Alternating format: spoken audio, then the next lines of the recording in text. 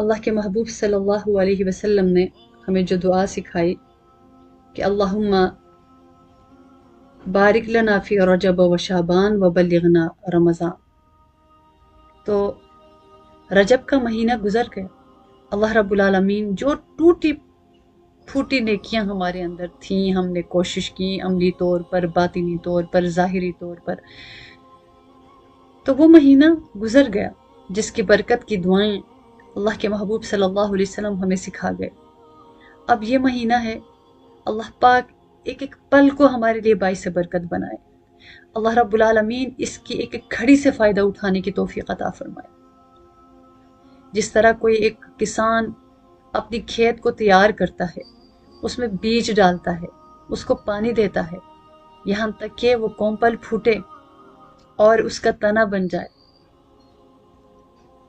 اور یوں اس کی فصل کا وہ انتظار کرتا ہے، تو یوں بھی ایک ایمان والا شعبان کے مہینے میں اپنی تیاری کرتا ہے، کھیتی باڑی کرتا ہے، اپنا بیج بوتا ہے اور اس کی کونپل پھوٹتی ہے۔ پھر رمضان کریم کا مہینہ آتا ہے تو اس کو تناور درخت بنانے میں، اس کو پھلدار درخت بنانے میں، اس کے پھلوں کو رسیلا بنانے میں محنت کرتا ہے، تاکہ جس طرح رمضان مبارک کے آخر میں جس طرح ایک کسان اپنی فصل نکالتا ہے اور اسی طرح ایک باغ کا مالک اپنا پھل اتارتا ہے، بالکل اسی طرح ایک مومن،